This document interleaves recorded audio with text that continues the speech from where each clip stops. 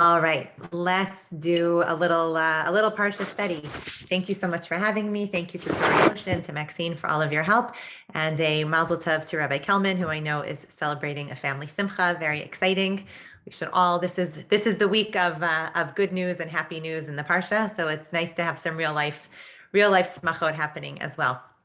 What I want us to do tonight is take a look at a story that I think most of us are very familiar with and try to look at it through lenses, through glasses that we may not have done before, and try to gain some new insight into Rivka, who is going to be our focus for tonight. So we all know that Parshat Chayei Sara is named for Sarah, but it really begins with the death, with the passing of Sarah, and of course, with the great endeavors and effort that Avram has to go through in order to bury her, to purchase his first piece of land in the land of Israel. And the bulk of this week's Parsha really is devoted to the story of finding a wife for Yitzchak. And that is what we are going to focus on tonight. So I'm going to share my screen. I think you already have access to the source sheet, but just in case not, here it is. All right.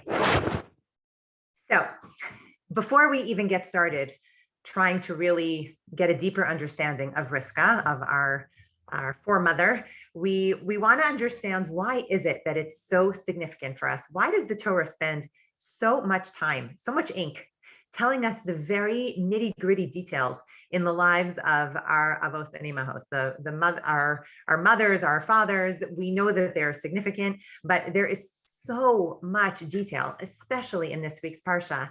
60-something psukim, verses in the Torah, devoted to the finding of a wife for Yitzchak. And it seems proportionate to so many of the other stories we have in the Torah. So what we're going to look at now are two quick sources, just to sort of give us a little boost as to why it is that we're spending this much time focusing on these great individuals. So the first one is from Reb Tzadok HaKohen in the Pri Tzadik. And he says, I saw this, as well as one other source that I'll mention later, in an article by Rabbi Avraham Edelstein. And he quoted this beautiful Pri Tzadik, which says the following: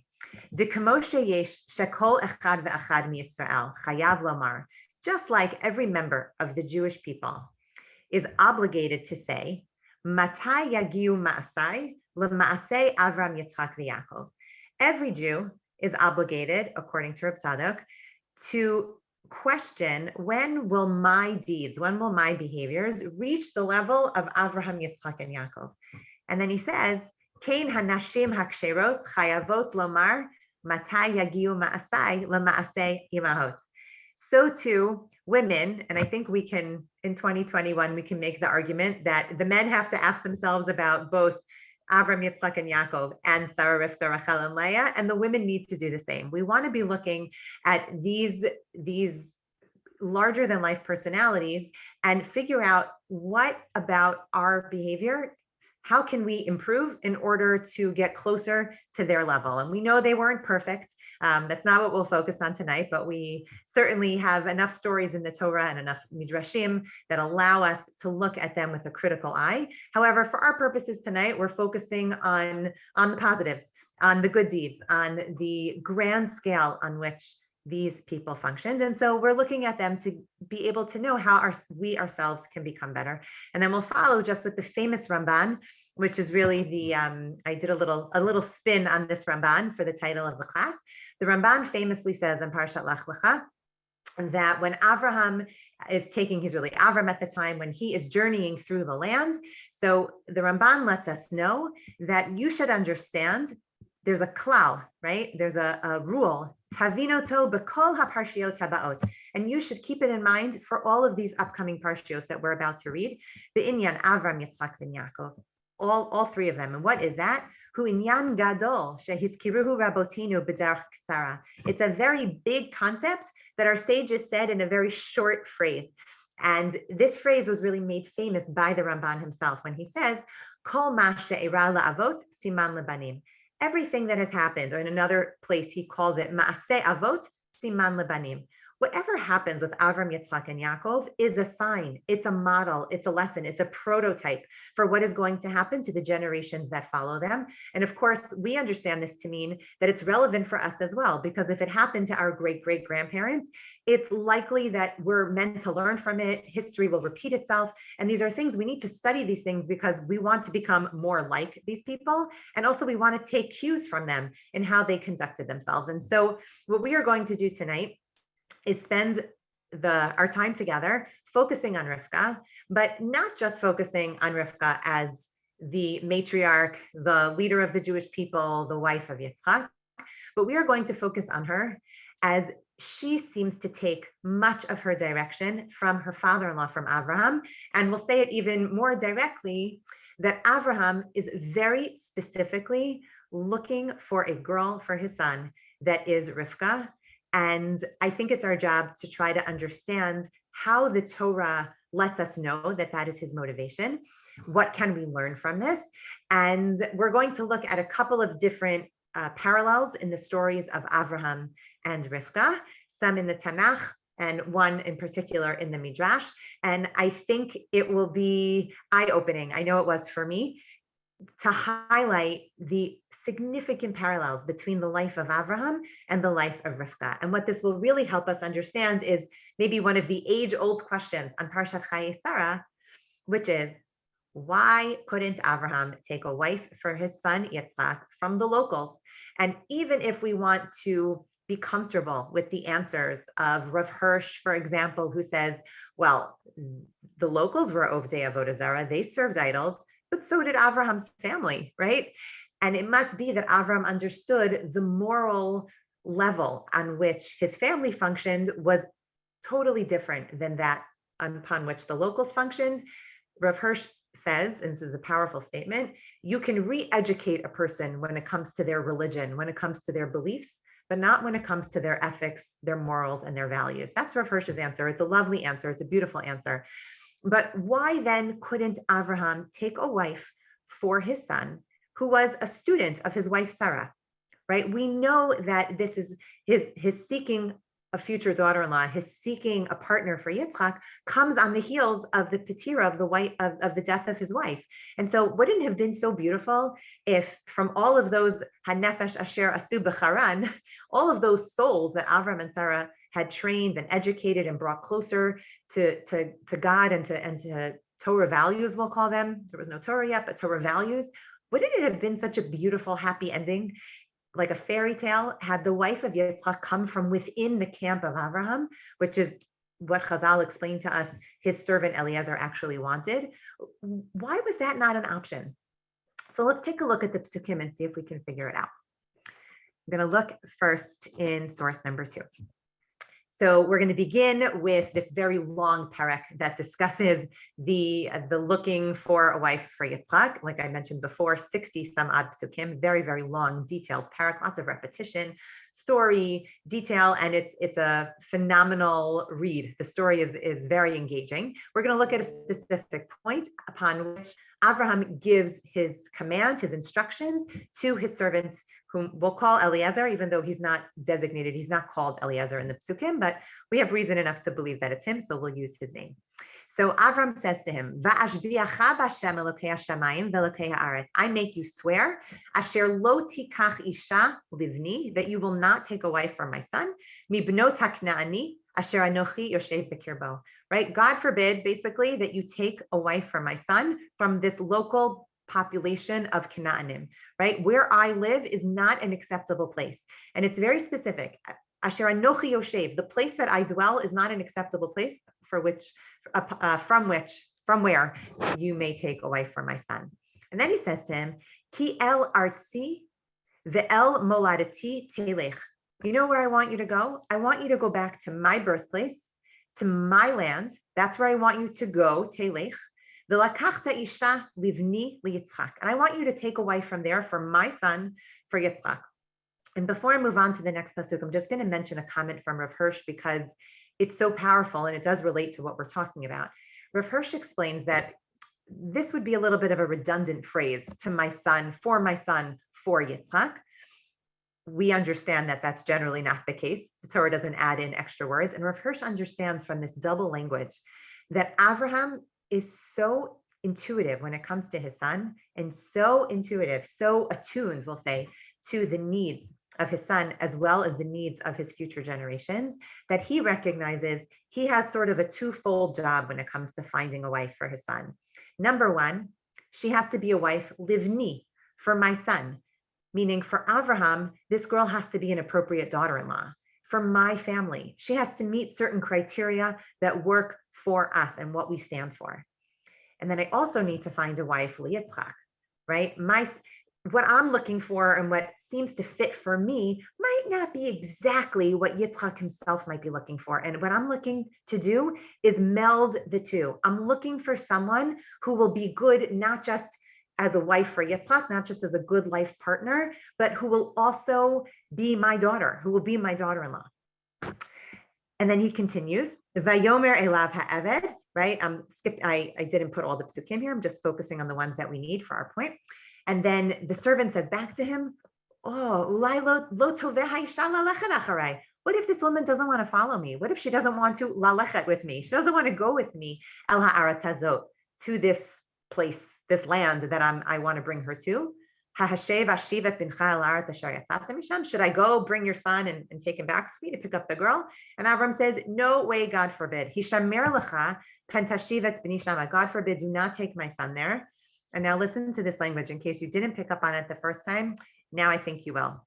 Hashem Elokei Hashemayim, right? And now he calls out in the name of God again. Before he was Elokei Shamayim Ba'aretz, here he's just Elokei Hashemayim. Asher likachani, right? I myself was taken by that God, mi beit avi, ume'aretz moladati, right? What are you hearing when you hear that language, right? Lech lecha me'artzecha ume moladetzcha ume beit avicha, right? Avram is saying to his servant Eliezer, you need to go back to my land, which he mentions up here, Artzi. You need to go back to my birthplace, and you need to go back to the house of my father in order to find a wife for my son. And don't worry, Hashem will make sure it all works out. And if it doesn't work out, you're absolved of your obligation. Don't worry about it, right? It's going to work out, but if not, it's not on you. And then he answers, and then he concludes with V'im lo tovei shalalechet acharecha. That's the language he uses. She doesn't want to go with you. She doesn't want to walk with you. V'nikita, right? You're good. Don't worry about it. Let's look now at the language, the reason why this was so familiar as we're reading these psukim, because sometimes when you take psukim out of the context, like out of the usual speed with which we read this story, you start to notice language that sounds very familiar. I never noticed this before, so I was taken by it when I noticed it in preparing this week's parsha.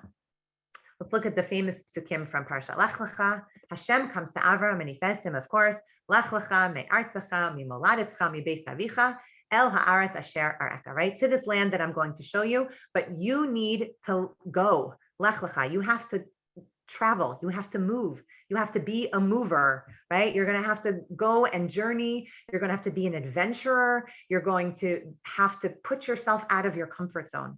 And of course, we know, what does Avram do? Vayelech Avram. He goes immediately. He leaves, right? He takes Lot with him. He's 75 years old. And then the Torah tells us something interesting. He left, and then it says, Vayikach Avram et Sarai ishto ve'et Lot ben achiv ve'et kol rechusham. Now, we're not studying Lech Lecha, so we're not going to really go into the details of why this might be the case, but Avram left in the last pasuk. It already says he went out, and it even says he took Lot. But in the following pasuk, it tells us that Avram takes his wife and Lot, his nephew, and all of the possessions and all of the nefesh, all of the people or all of the belongings, the possessions that they made in Haran. And again, vayetzu lalechet, right? Out they go. It's fascinating because they had already left. So let's take a look at how this language isn't just paralleled in the command from Avraham to Eliezer, like the language from Hashem to Avraham and then Avram to Eliezer. Let's look at what actually happens in the story in Chayei Sara.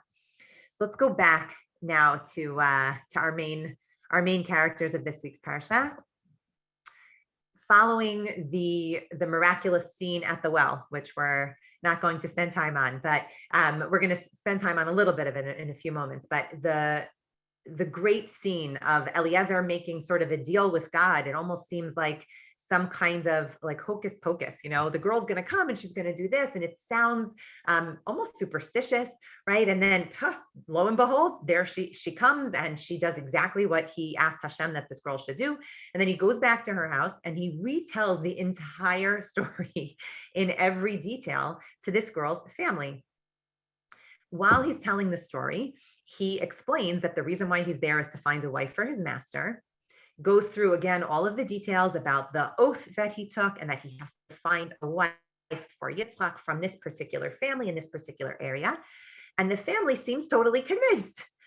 Hine Rivka lefanecha, right? This is now Lavan speaking, Rivka's brother.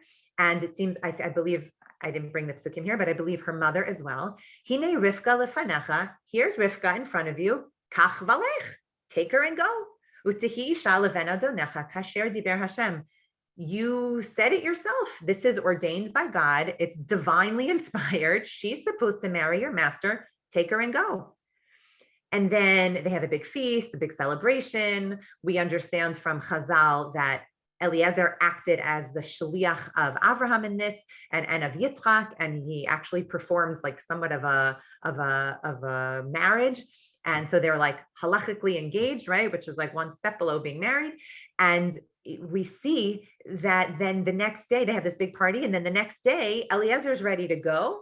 And they say, wait a minute, not so fast. Actually, we think we need some time. 10 days, we need some time with her. And Eliezer says, no, but I explained to you, like the deal is done. We're leaving. So they say, you know something? Let's ask the girl.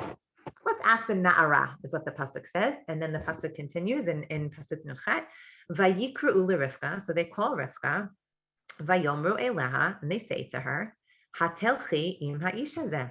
Do you want to go with this man? Now remember, we have seen this language of kach valech, lech, lalechet, right? Im lo tovela lechet, lalechet. Like we've seen this phrase, this lech, over and over again in all of these psukim. And finally, we hear from Rivka herself, Vatomer elech, I want to go. Vatakam Rivka v'narotah, she and her handmaidens, her servants, they get up. Vaterkavna al hagmalim, they are riding on the camels. We see that there's Rivka and camels are very connected, as we'll see. We saw she gave the camels to drink, and we see she's riding on a camel, and then we see later on in the psukim she's going to very carefully get down from the camel in deference to her, her future husband.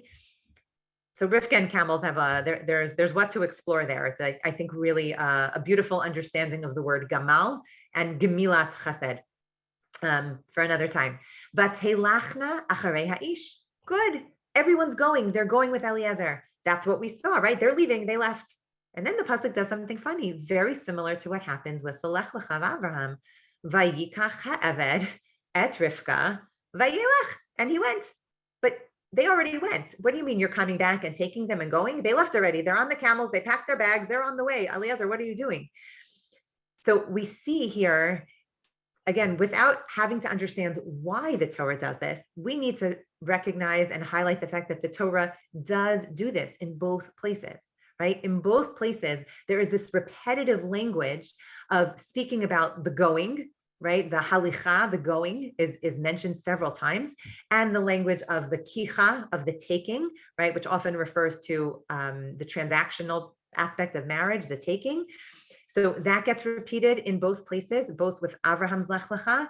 And now what I think the Torah is trying to show us is that Rivka also had a Lech Lecha. Granted, it didn't come from Hashem. It wasn't a direct conversation between her and God. He didn't come to her out of nowhere and give her instructions. But what did happen? What did happen was the shliach, the agent of Avraham, showed up out of nowhere without any introduction and said, you need to come with me, right? This is ordained by God himself. You need to join me and marry my master. And when it looks like everything has gone so smoothly and Rivka is about to leave, the family pulls her back and says, no, not so fast. Why does that happen? Well, for one thing, it's Lavan we're dealing with. And so since we've all read ahead and we know the upcoming stories of Lavan and how he treats his future son-in-law Yaakov and how he handles the situation with his daughters Rachel and Leah, we're not entirely surprised that we notice here that he is playing a little bit of a game. Yeah, I know I agreed to let her go with you, but like not right now. I'm not quite ready yet. That's a Lavan issue. Why is this so significant when it comes to Rivka? Because she had to say Elech rather than just being taken, right? We see that happens, unfortunately, to women in the Torah often, right? That the women were taken. Esther is taken. Sarah is taken by Paro and by Avimelech. Rivka later will be taken by Avimelech and Gerar. But this is not against her will. She is an active participant. She has to choose this life. And what we're going to begin to see is the Torah highlighting for us that even though it is quite clear that Yitzchak is not a carbon copy of his father. Of course, the Midrash famously says that he looked just like him. I believe that's in next week's Parsha, right? That he looked just like his father. But, or maybe is that this week's Parsha? I don't remember. Doesn't matter. The significant piece is that Chazal look very much to connect Avram and Yitzchak, right? For a number of reasons.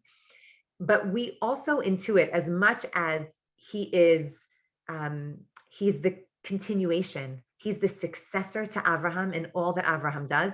And Chazal go out of their way to tell us that Yitzchak is not an innovator. Yitzchak is not one to take journeys or adventures. In fact, he's prohibited from leaving the land. He's not allowed to go anywhere. Avraham said it. Later on, Hashem will tell Yitzchak directly, just because there's a famine doesn't mean you leave. That's not the way that we handle famines, right?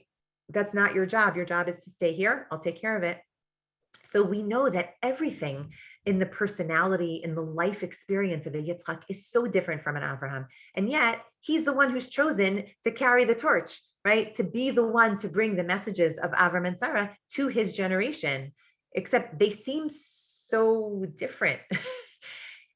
Yitzchak is called a tzaddik ben tzaddik. We'll see that in next week's parsha when it comes to the infertility that Yitzchak and Rivka face. And Rashi specifically talks about how the tefillah of Yitzchak has a different energy to it, has a different impact because he's righteous, son of righteous. And Rivka is a tzaddiket. She's righteous, but she's not the daughter of righteous. She's just righteous on her own. And so it's not our point to say which one is better, which one is stronger, which one is more ideal. But what we can't ignore is that Yitzchak alone, the tzaddik ben tzaddik, right? He doesn't have what it takes on his own to continue the message of Avraham. And so what Avraham seems to be highlighting for Eliezer and what the Torah seems to be highlighting for us is, in order to be a part of this chain of matriarchs and patriarchs, somebody has to do a lech lecha. Somebody has to be willing to go all in and to take a leap of faith and to leave everything they know and to be willing to commit themselves to this life, even though on paper it may not make so much sense, right? We obviously know that that's what Avraham is famous for. Yitzchak was never going to be that guy. That was not going to be his role. And so when Avraham is looking for a wife for his son, he knows his son. He knows that's not something his son could ever in his life even imagine, because tzaddik ben tzaddik, righteous son of righteous, somebody who's not allowed to leave the land of Israel. He's not an innovator. His greatness is that within the example that his father set, he finds his own path, right? But he doesn't come up with something new. He lives his life and he shares the message of his father. And so I think the Torah is highlighting for us what Avraham understood Yitzchak needed and what he understood the Jewish people needed. Again, it's not to argue which thread is more significant, but to argue that we needed both threads. We need the investment, the I'm all in nature of an Avraham, which is brought into this next generation of Avos and Imahos through Rivka and not through Yitzchak. Okay, so that's sort of our first example. I see somebody had raised a hand earlier. I apologize. It's too complicated to look back at the hands in the chat. So we'll hopefully have a chance to take questions at the end if that's okay. Thank you. All right, let's go now to the one that I think is fairly obvious to everyone. The chesed aspect, right? Avraham never tells his servant Eliezer to make sure to find a wife who is a gomeletz chesed for his son. He doesn't say that to him. He just tells him geographically where to go. He gives him coordinates. He doesn't tell him what to look for, who to look for. This family, right? You need to go back to this area and look in this family. Eliezer is the one who understands that the wife that he brings home for Yitzchak should have the character traits that his masters, Avram and Sarah, have really lived by. And so he comes up with this, as we mentioned before, he comes up with this plan about giving him to drink and then giving the camels to drink. And there are so many lessons to be learned from all of those interactions, not for today. What I want to do is look at not so much all of those details, but just in the speed with which Rivka performs her task, because it's going to remind us of something else. Vatomer. So Rivka, when Eliezer approaches her and asks her for water, she says, "Please, shtei adoni, drink, my master." Vatemaher, and then she quickly goes. She lowers her vatored kadash. She lowers her pitcher. Al yada vatashkei, right? She lowers it into her hand and she lets him drink. Seems she does this very, very carefully, very specifically. We all know if you've ever tried to like pour from a pitcher into a cup, it can be a mess. Imagine trying to pour from a pitcher into someone's mouth, right? This required a lot of, she might have been in a hurry, but she also had to do it very gingerly, very carefully. Right? Then she finishes giving to him. And then she says, you know something? I'm also going to give to your camels. And then what happens? Vatemaher again. She goes fast, fast, fast. And then what does she do? Vataratz od. She runs again to the well. She is in motion. Torah in motion, right? She is chesed in motion. She is moving fast, fast, fast, fast in order to accomplish her chesed. And of course, we know this is not your average chesed. This is like, you know, this supreme version of chesed, what we would call lifnim mishuras hadin type of chesed, way above and beyond what would be expected from a regular person. This is supreme chesed performed at supreme speed, fast. And of course, what does this remind us of? This reminds us of Avraham in last week's Parsha, when the guests, those men show up, the guests who are angels, right? Vayemaher Avraham quickly, on his third day of being healed from his bris milah, he quickly goes to the ohel, to his wife, to Sarah, and he says, quickly, we have to prepare the food together. And of course, we know it's not just that he tells her to go fast. He himself was already moving quickly. There's a big message there, right? You can't ask other people to do things that you yourself are not doing. So he goes quickly, and then he tells her, you also speed it up. We got to go quickly. And then what does he do? Ve'ela bakar rats Avraham. He runs, right? I assume if you told me he's moving quickly, you know, once you tell me, okay, you also have to tell me he ran. And it's the same thing with Rivka. The Torah is highlighting for me that there is a parallel in the behavior, the parallel in the approach that both of them take to performing their supreme acts of chesed. And so we see again, so far, the parallels are in the fact that they both, Avram and Rivka, had to take a huge step out of their comfort zone, out of their homeland, from everything they know, in order to actively choose this life of following Hashem, of living those values, those morals. And that's something that Avraham understood Yitzchak was going to need. And so he specifically wanted a girl, not from his neighborhood, because where is she going? How is she opting in? She's in the neighborhood, it's a problem. If she's a student of Sarah's, it's a problem. She's already in. It has to be somebody who makes a big jump. And that's something that Rivka does. And then, of course, we see here in her chesed that she also is a mirror. She's like, as we said, Avram 2.0. She is really behaving in a way that is very Avram-esque. I now want to take a look at maybe one of the more famous psukim about Jewish couples in the Torah. And I want to look at it from Chazal's perspective. I think this might be, if I had to say, if there is a most famous kindergarten midrash, I think this is it. So what we're going to do is we're going to look at the pasuk, we're going to look at Rashi, and then we're going to look at the midrash that Rashi is quoting and find a very big surprise. At least it was a surprise for me. Let's look at this last pasuk in Parak Chav Daled. Vayiviyeha Yitzchak ha'ohala, referring, of course, to Rivka. Yitzchak brings her into the tent, ha'ohala Sarah, imo, the tent of his mother, Sarah. Vayikach et Rivka, he takes her, meaning the kicha that we talked about, the taking, the acquisition of a wife. Vatihi lo liisha, right? So he takes her, and then she becomes a wife. Vayaveha, and he loves her. Vayinachem Yitzchak acharei imo, and he finds comfort it seems, after the passing of his mother through this marriage to Rivka. And this isn't a marriage seminar or a class on the relationship of Yitzchak and Rivka, but I would argue that the Torah has gone out of its way to let us know that these two have a very strong connection, that there is a deep relationship here.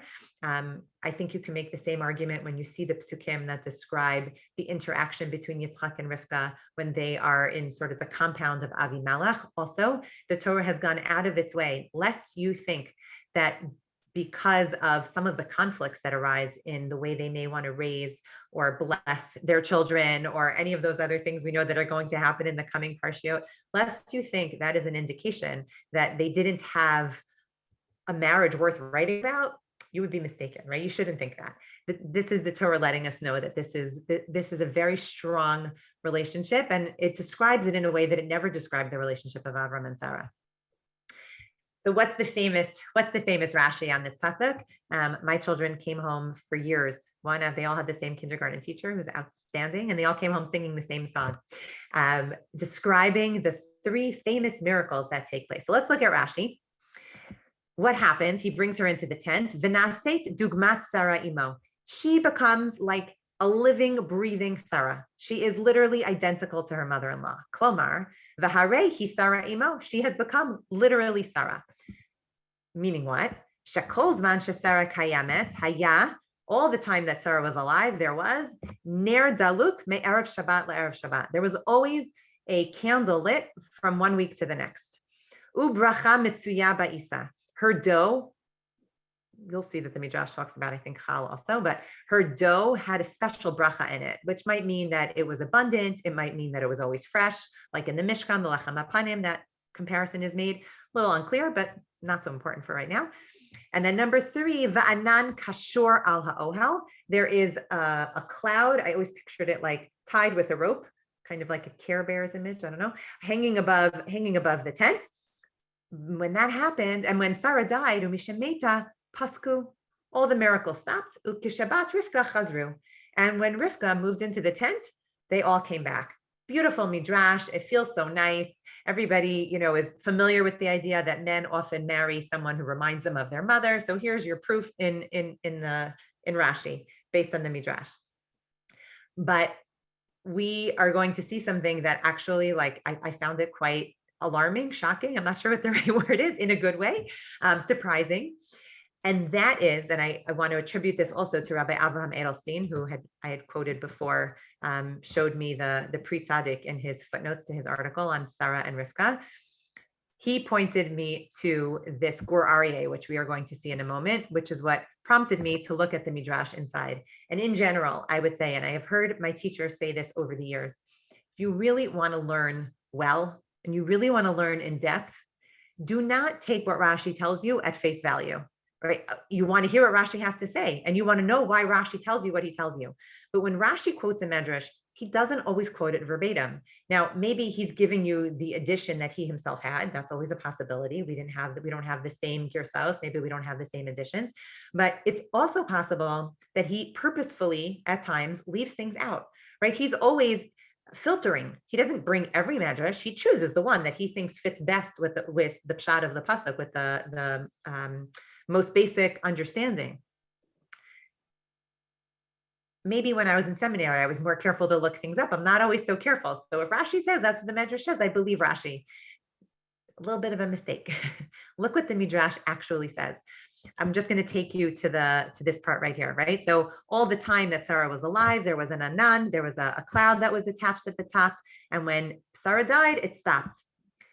Miracle number 2 says the Midrash and Breshit Rabbah, Kol Yamim Shahayta Sarah Kayemet, all the time that Sarah was alive, Hayu Dulatot Ptuchot Lirvacha.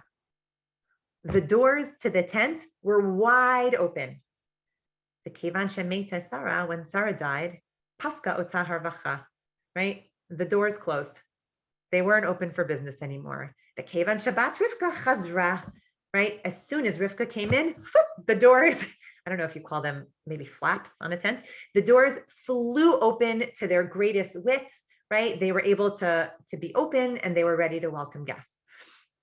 Now, And then the Midrash continues with the other two miracles we mentioned before about the candle, the flame, as well as about the challah. As I mentioned, the Midrash talks about both challah and isa. You'll see the language here, right? And it specifically refers to the fact that she did it b'tahara, which is a reference to her keeping of the laws of Taharat HaMishpacha, which is also often connected to the cloud as well.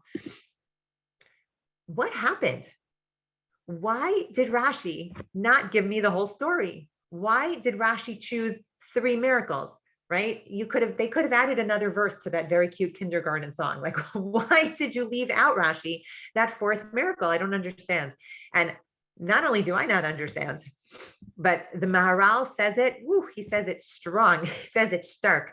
I am not somebody who has studied Maharal in depth, but my husband has given Maharal classes for years.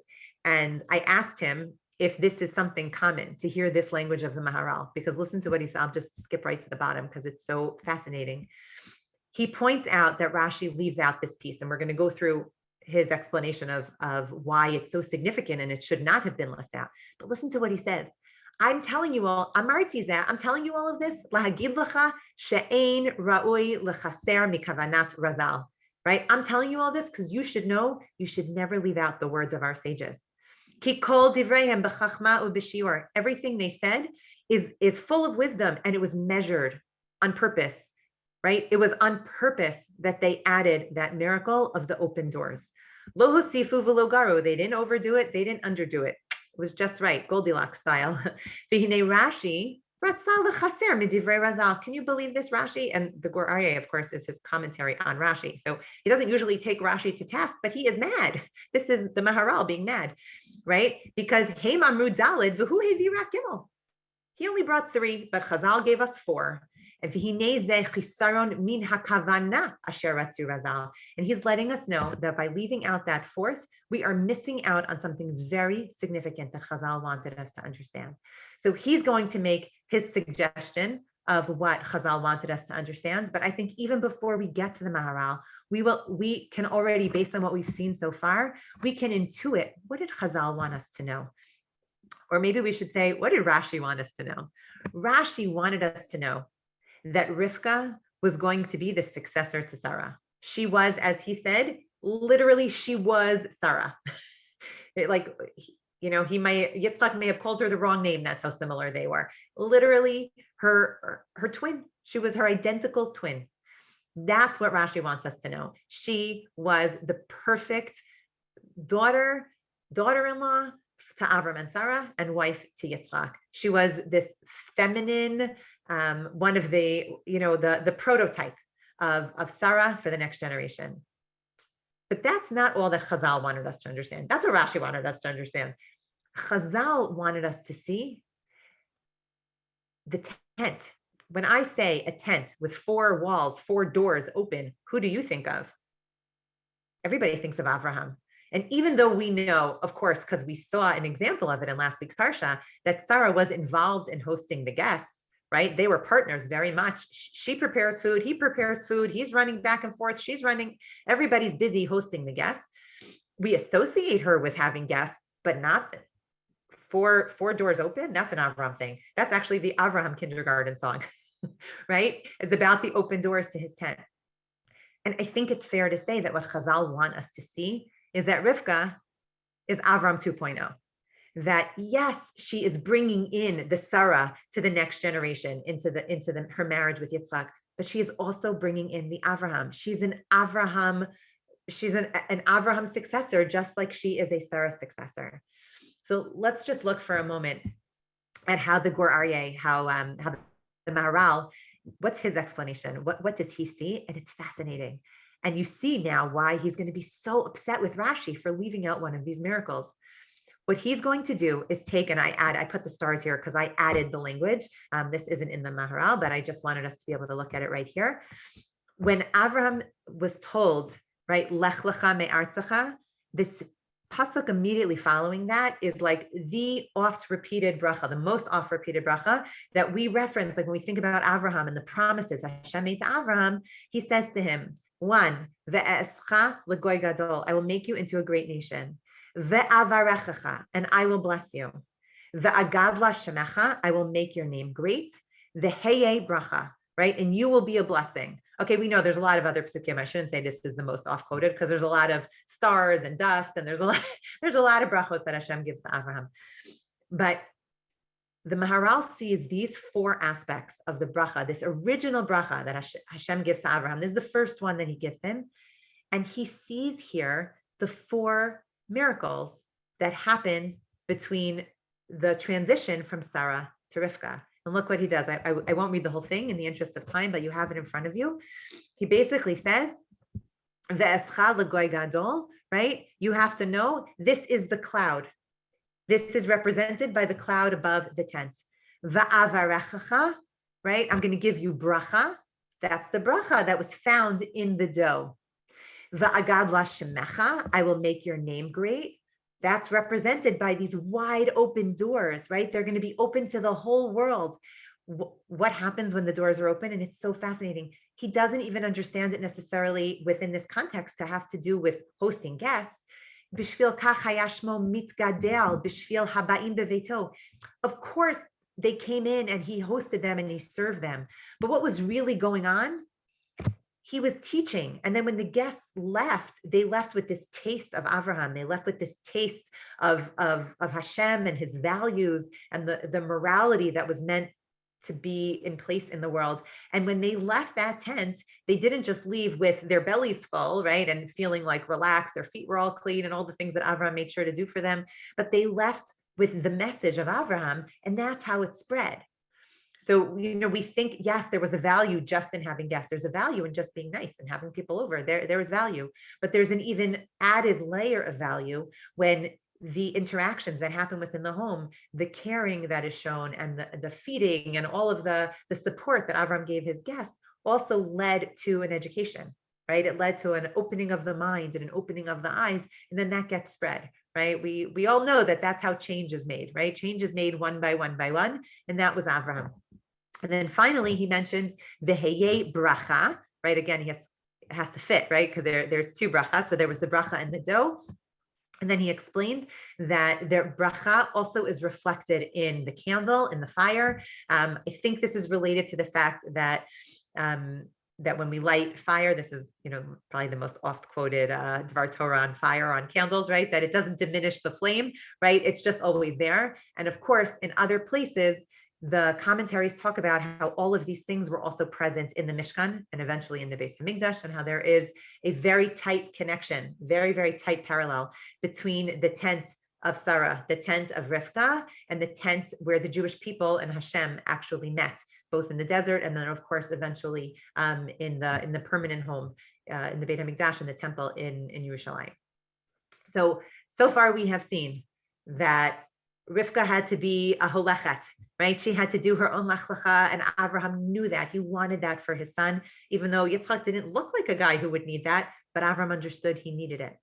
And number two, we saw that not only did Rivka have to parallel her father-in-law in her being willing participant to join this new venture of spreading godliness and morality in the world, but the way she was going to do it was through a chesed, and not just any kind of chesed, a super chesed, a lifnim mishurat hadin chesed, an over-the-top type of chesed that was going to happen fast, at the speed of light.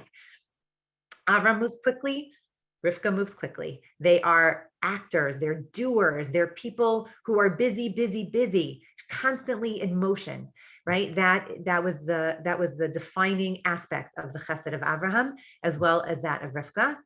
And then we see that it's not just in the psukim, it's not just a message that I think Avram wanted us to get, that Hashem himself wanted us to get through highlighting these repetitive language and these ideas in the Torah, but it's an idea that Chazal also wanted us to get. And in case we missed it in the psukim, they're going to give it to us in this midrash to make sure that we see that Rivka is not just a successor to Sarah, she is the necessary ingredient in the Yitzchak recipe. Yitzchak can't become one of the patriarchs, one of the avos, without a Rivka.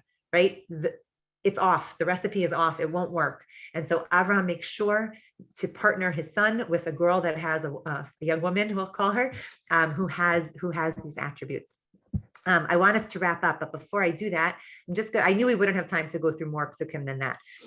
But what I want to just point out are a few other parallels in the stories and the ma'asim of Rivka and of Avraham, right? So we mentioned, of course, the infertility, which is the hallmark of all of the avos and imos. All the matriarchs and patriarchs suffered from infertility, including, according to some of the Mefarshim, Leah, not just after the birth of Yehuda, but before her first child was born. Vayiftach et Hashem et Rachma, right? Says, I believe it's the Radak. Well, Hashem had to open her womb because it was closed. She was infertile just like her sister Rachel, and it was an action had to be taken in order to have Leah have children. So Avram and Sarah, Yitzchak and Rivka, same story. Something I noticed once I started putting these Avraham glasses on as I was looking at Rivka was the story from last week's Parsha, where you're wondering, why is it that Sarah is so surprised that she's giving birth to a son? Why is it that she finds out by overhearing the message that there's going to be a child born to Avraham and Sarah, this elderly couple, and she's so shocked? And Rav Hirsch actually beautifully points out it had to be a shock, because that makes the miracle even greater. The surprise just makes the whole thing even more delicious. It's even more miraculous and phenomenal that this is the building of the Jewish people. The whole thing had to just be so unbelievable. It had to be tzchok. It had to be such a surprise. It had to be absurd. It's a beautiful explanation, but it still begs the question, how come Avram didn't tell her? Avraham found out at the end of the week, Parsha before, that Sarah was going to have a son, and his name was going to be Yitzchak. And Yitzchak laughed, and Avraham laughed. Like, there was a lot of interaction that happened about that. And then a few days later, Sarah finds out, and it's a shock. So we have to understand that Avram never told Sarah. He heard the message from Hashem and decided not to tell his wife, whatever his reasons may have been. And there are some very legitimate ones, but he didn't tell her. And that sheds a little bit of light on the story coming up in next week's Parsha, where we know that Rivka is having a troubling after 20 years of infertility. She's finally pregnant, except something's not right with the pregnancy. Vayitro tzitzu habanim. She is thinking like something terrible. She doesn't know what, but something bad is happening. But telech lidroshas Hashem. She goes to speak to Hashem, and whether she actually has a conversation with Hashem or with some agents of his. And she gets a message, a powerful nevuah, a prophecy of what is going to be with the two children in her womb. And it is very clear from the rest of the way the Parsha unfolds, she never tells Yitzchak. And you think to yourself, oh my gosh, how could she not have shared this information with her husband? Wouldn't that have solved a lot of their problems if they had had this conversation? I don't know. I just know she didn't tell him. And I also know that she took a page out of Avraham's book when she did that, because he also didn't tell his wife this very monumental, significant news. There's, of course, the unfortunate situation that there's sort of one child in and one child out, and decisions have to be made and choices have to be made. In this way, you could argue that Avram and Rivka are a little different, and that Rivka is really more Sarah-like in this particular. But I leave that up to your judgment when you read the Parsha in the coming week. And then I just wanted to end with this one other parallel, that is really hard to ignore, and that is Avram specifically wants Eliezer to have a wife. To find a wife from where he came from. And the last piece of this that really made it stick for me was when I remembered what's going to happen in next week's Parsha. Esav has already married the Benos Canaan, the local ladies, and it is not working. Rivka is very unhappy. And she says to her husband, Vatomer Rivka al Yitzchak, Katzti b'chayai.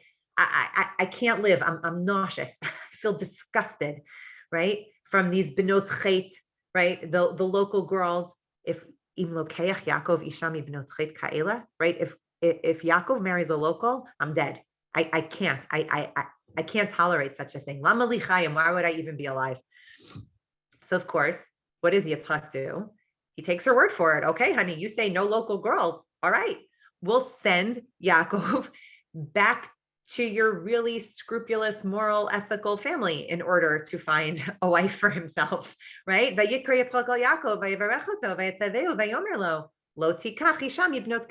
You may not take a local girl as your wife. go to your grandfather's house, right? Bethuel's not around anymore, but that's the house that you have to go to. Go to that family, and that's where you're going to find a wife. Ishami bnot Lavan achimecha, right? A daughter of your uncle Lavan. That's where you need to find your wife. And here we have again, would we have thought it would make sense after everything we know that goes on in that household, the household of Bethuel, the household of Lavan, the household where Hashem said to Abraham, Lech lecha, get out of that place, leave that place. And in fact, we know that Abraham must have been so disconnected from his family. I mean, this is one way of reading the Psukim, certainly, that at the end of last week's Parsha, after the Akedah, and we're told within those Psukim where we're told that Rivka herself is born, and it's told to Abraham, right? You know, your brother who's married to Milcah, they also had a bunch of kids, 8 of them. They had a lot of kids. And Abraham is only finding out after Yitzchak is what we say 37 years old. That's when he finds out about the birth of all of those children. He's not in touch with his family. He has no idea what's been going on. When he left them, they were not the height of, that's not where Hashem wanted him to stay. He specifically had to leave them. So it really makes you think like there had to be a reason why Avram would send Eliezer back to that place that Hashem was positive Avram could not grow in, positive the place that Avram could not achieve his potential in. And that's where Avram says, go get a wife from there, because there has to be a lech lecha. And for the same reason, Yitzchak and Rivka, when they send Yaakov to find a wife, they send him back to the exact same illogical choice of a place. This place where we know you're going to get in trouble. We know they're going to trick you. They're going to mistreat you. And that's still the right place to go. Because the women that come from that place, despite their surroundings, not only are they tzidkanios, they're righteous women, but they have to make a choice to join this family, to join the leadership of the Jewish people. And so we see time and time again, both in the Psukim, in this week's Parsha, as they parallel the life of Abraham. And of course, we see in many other places throughout the stories of Rivka, strong parallels. Chazal want us to see the parallels between Rivka, between her mother-in-law and her father-in-law. And I think we see that there's not just one derech, there's not just one way that the Mesorah is going to pass down. Excuse me, has to come through a Yitzchak and through a Rivka. Okay. I hope that went smoothly. Everyone was able to understand me. I apologize. My throat is getting a little bit caught. If anyone has any questions, I'm happy to take them. Not at all. Yeah, that was wonderful. Thank you so much. Just before we take questions, I would like to thank you for that very, very thorough, close look at this psukim. I would also just like to let people know that Rabbi Jay is away, but he will still be teaching his shiur on the Siddur tomorrow morning. Also that next week, things are going to be, switching up a little bit because of the time change. On Monday and Tuesday, we'll be holding by Eastern time. Wednesday and Thursday, we'll be holding by Israel time. That will probably be clearer in the emails we send out. Yeah, okay. Also, I just wanted to say that a little while ago, I had been learning with Rabbi Silber from Drisha, and he actually pointed out to us that in the next Parsha, we hear that kach v'lech language again, between Rivka and Yaakov. And so like that was such a chiddush to me at the time. And so getting to see even more of that, like in the text and then also through Chazal was just wonderful and fascinating. Thank you so much. I'll point your attention that there are really, the problem is we know these stories too well. So we don't often look at the words the way that we should, because we're like, oh, I know this part. But when you look carefully, as I've been trying to do, there are certain verbs that repeat themselves with every single one of the avos and imahos. They all raise their eyes. They all do some falling. There are certain things, and I think it really deserves a lot of attention, a lot of study. So if anybody does that, I'm really curious. I would like to do the work myself, but in case I don't get to it, I'd really love to hear what you come up with. Okay. Excellent. here, the sending of the wives right back to the hometown hornet's nest. That's a great way to put it. Wasn't just for the men, but for the women. Of course, they needed to be rescued from said place. But what's fascinating is they had to be active. They had to actively choose to be rescued, right? By saying that they're being rescued, it makes them, they're damsels in distress, and they don't have a role. They're more passive that way, right? By saying that, yes, we wanted to give them the opportunity to be rescued, but they had to choose to leave. That's part of the process, is that it had to be a choice. Okay, any other questions? There was a question from Carol Lesser.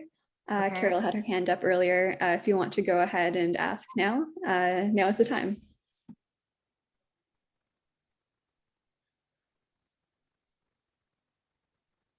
I guess we missed her.